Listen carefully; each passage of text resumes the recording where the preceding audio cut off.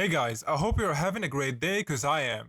Today's video will be a continuation to the video I uploaded around 2 weeks ago about how to rate facial attractiveness, and that video was about how to rate your jaw. Today's video will be about how to rate the midface.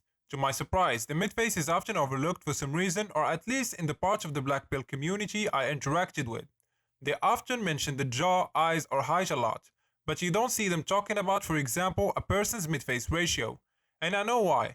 Because just like the jaw and eyes, the midface also plays a crucial part when it comes to facial attractiveness. It's just that I think it's noticed more on a subconscious level than a conscious one. It affects how aggressive or gentle your face looks, for example, high trust or low trust.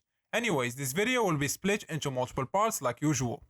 The midface ratio and facial width to height ratio, the maxilla and cheekbones, and finally the nose. If you want to support the channel and get your face evaluated by me with personalized look marks and advice, a link will be down in the description. Without further ado, let's get this video started. Several face ratios can quantify facial attractiveness. An example is the midface ratio. It considers how compact and ideal a person's midface is related to other parts of the face. A strong midface ratio can be an excellent indication that you have an objectively attractive face. So how do we measure the midface ratio then? Well, it's a simple equation really. You measure your interpupillary distance, which means the distance between the pupils of the eyes measured from the center of the pupils. Then you divide that by the distance from the center of the pupils to the upper lips. And then the result should be 1:1. This is the perfect ratio. If you have it, then it's all good. If you don't, well, I'm gonna give you some parameters to know if you are screwed or not. The result shouldn't be any less than 0.9. Because that will result in the face to look very long, and shouldn't be any more than 1 to 1.1, because that will result in the face to be so short, like it has been compressed with a hydraulic press, if you know what I mean. The midface is of high importance. See, it's simple guys. Now let's move on to other parameters. Facial width to height ratio, FWHR, is a proportionate measure of a man's facial width to his height, measured laterally from the edges of the zygomatic processes and vertically from the midbrow to the top of the upper lips. Or simply you divide the zygomatic width by that vertical distance from the midbrow to the upper lips. A good facial width to height ratio can range from 1.8 to 2.1.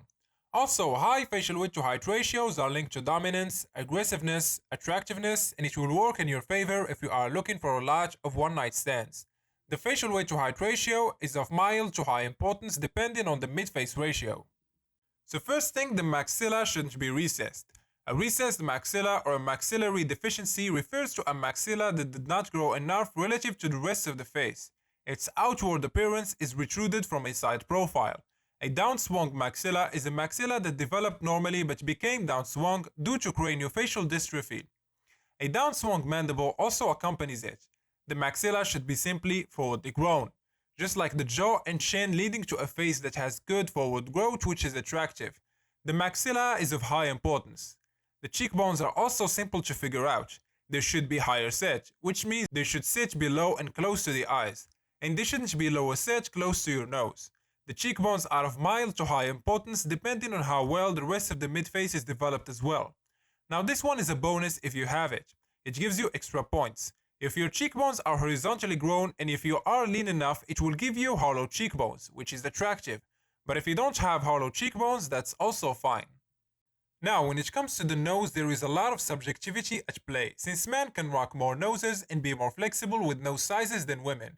But there is a couple parameters used to measure the attractiveness of a nose. First, the nasolabial angle. A masculine angle is in between 90 to 95 degrees. A decent angle can also exist in between 95 to 105 degrees. Anything above 105 will be too upturned, and below 90 degrees will be too downturned. Another thing that is preferred on a man's nose is straightness. A straight nose is the most attractive.